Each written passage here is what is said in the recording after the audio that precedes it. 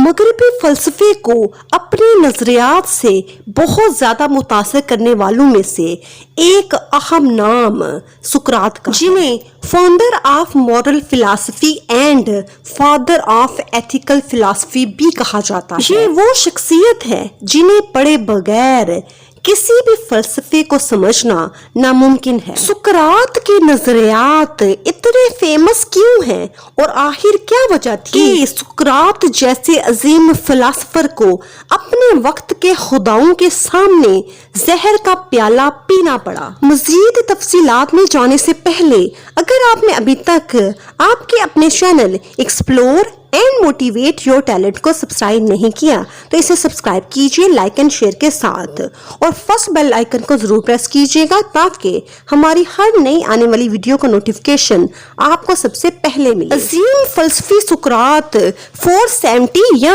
کافی جگہوں پہ 469 BC بھی لکھا ہوا ہے، ایک سنگ تراش سوفرینسک کے ہاں ایتھنز میں پیدا ہوئے۔ ان کی مدر ایک عام گھریلو خاتون تھی۔ سقراط کا ظاہری حلیہ اتنا امپریسو نہیں تھا، ان کے منہ پہ چیچک کے داغ تھے اور قد ان کا چھوٹا تھا۔ یہ زیادہ تر ننگے پاؤں چلا کرتے تھے اور ہر طرح کے موسم میں زیادہ تر ایک ہی طرح کا لباس زیب تن کیے رکھتے تھے۔ بٹ سقراط مضبوط جسمانی طاقت والے انسان تھے جن میں ہر طرح کی تکلیف برداشت کرنے کی صلاحیت بدرجہ اتم موجود تھی۔ سقراط نے کبھی خود سے اپنے بارے میں کچھ نہیں لکھا، ان کے بارے میں تمام معلومات دوسروں خاص طور پہ ان کے شاگردوں کی لکھی ہوئی کتابوں سے حاصل ہوتی ہیں۔ سقراط نے ابتدائی تعلیم ادب، موسیقی اور جمناسٹکس میں حاصل کی۔ In his later years, he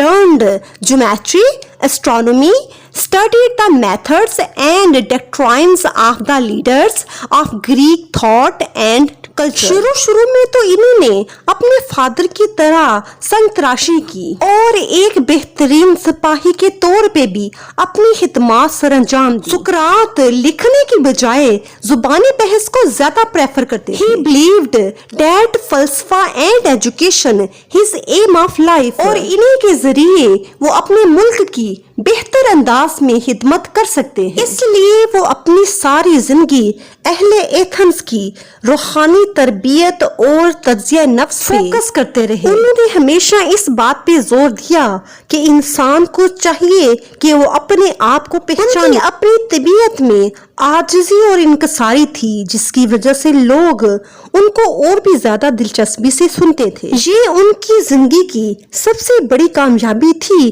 کہ انہوں نے سننے والوں کو سوچنے اور اس وقت کے قوانین و دستوروں کے بارے میں سوال اٹھانے اور ان پہ شک کرنے کی تحریک پیدا کی۔ ان کا یہ ماننا تھا کہ ایسا کرنے سے انسان سب سے پہلے اپنے قریب ترین لوگوں سے دور ہو جاتا ہے۔ آسمان کی وسعتوں میں سیاحت کرنے والا ذہن مسلسل حقیقی مادی حالات سے بے بہرا ہو جاتا ہے۔ نجی زندگی میں سقراط کی 2 بیویاں تھیں۔ پہلی بیوی میریٹو اور دوسری بیوی کا نام زانتیپے تھا۔ اس کے بارے میں مشہور ہے کہ وہ ایک جھگڑالو اور لڑاکا خاتون تھی۔ تاریخ کو یہ ساری معلومات سقراط کے مشہور شاگرد افلاطون سے حاصل ہوتی ہیں، جس نے سقراط کو ذہنی ہوشیاری اور دانائی کا حامل انسان قرار دیا۔ سقراط کے 3 بیٹے تھے۔ تاریخ میں مشہور ہے کہ وہ اپنی بیوی اور بچوں پہ زیادہ توجہ نہیں دے پاتے تھے۔ سقراط نے دوسری شادی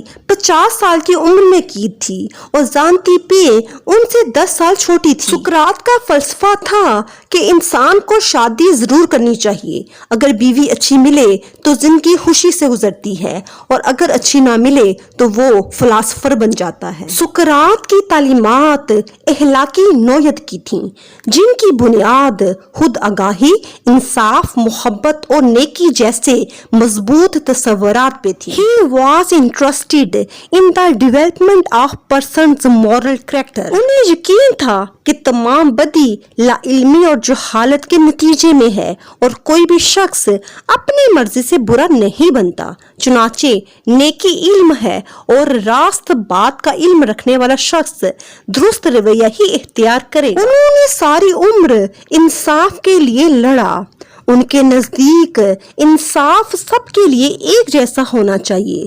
سچ کا کھوج لگانا ہر انسان کی ڈیوٹی ہے۔ اسے پتا ہونا چاہیے کہ کیا صحیح ہے اور کیا غلط، انصاف اور ناانصافی کیا ہے، ہمت اور بزدلی کیا ہے۔ He worked to find principles and laws that all could live by and be happy. These truths would be applicable for all people at any time, everywhere, and in all cases. Socrates is father of modern Western philosophy. His Socratic method is used in law school and all over the world. سقراط کی موت نے اس کے نام اور شخصیت کو اور بھی دوام بخشا۔ اگرچہ وہ اپنے مذہب پہ مکمل یقین رکھنے والا اور اپنے وطن سے بہت محبت کرنے والا انسان تھا، لیکن ان کے بہت سارے ہم عصر کینہ رکھنے والے اور حاسدوں نے انہیں مذہب اور ریاست کی نظر میں عام لوگوں کے سامنے مشکوک بنا دیا۔ انہوں نے ان پہ الزام لگایا کہ یہ نوجوان نسل کا اخلاق برباد کر رہے ہیں اور انہیں جمہوریت کے اصولوں سے دور ہٹا رہے ہیں، لیکن سقراط بڑی بہادری سے اپنے نظریات پہ ڈٹے رہے اور اس وقت کے منصفوں نے انہیں موت کی سزا سنا دی۔ سقراط نے اپنی سزائے موت کے خلاف تنزیہ طور پہ جوابی دعویٰ دائر کیا اور تجویز دی کہ انہیں موت کی سزا دینے کی بجائے تھوڑا سا جرمانہ کر دیا جائے، کیونکہ وہ ایک فلسفیانہ مشن کے حامل انسان ہیں اور اپنی ریاست کے لیے وہ بہت مفید ہیں۔ بجائے اس کے کہ ان کی سزا معاف کی جاتی، ان کے منصفوں نے ان کی سزائے موت کے ووٹوں کی تعداد میں اضافہ کر دیا۔ سقراط کے دوستوں نے انہیں جیل سے بھگانے کا منصوبہ بنایا، لیکن سقراط قانون کی مکمل اطاعت کرتے اور اپنے نسب العین کی خاطر جان دینا زیادہ بہتر سمجھتے تھے۔ سقراط پہ بنائے گئے مقدمے اور ان کی موت کا احوال جاننے کے لیے افلاطون کی کتاب اپولوجی کریٹو اور فسیدو سے رجوع کیا جا سکتا ہے۔ The Apology of Socrates, written by Plato, is a Socratic dialogue of the speech of legal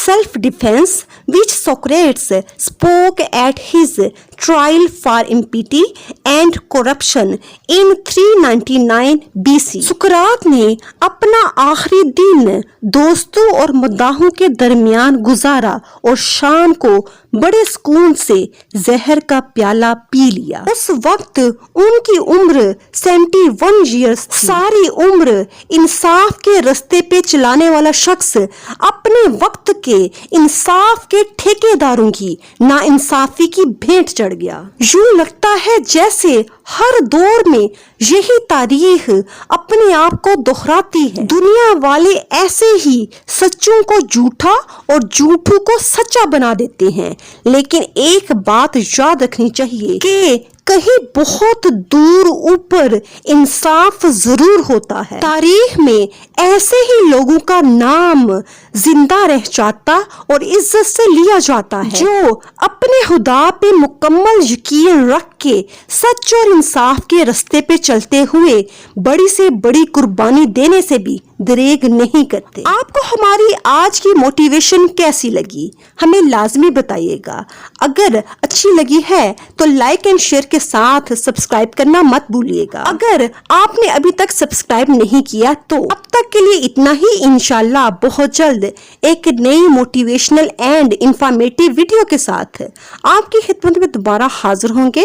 تب تک آپ اپنا اور اپنے آس پاس سب کا بہت خیال رکھیں، خود بھی خوش رہیں اور دوسروں کو بھی خوش رکھنے کی کوشش کریں، اور ہمیں دیجیے اجازت۔ اللہ حافظ۔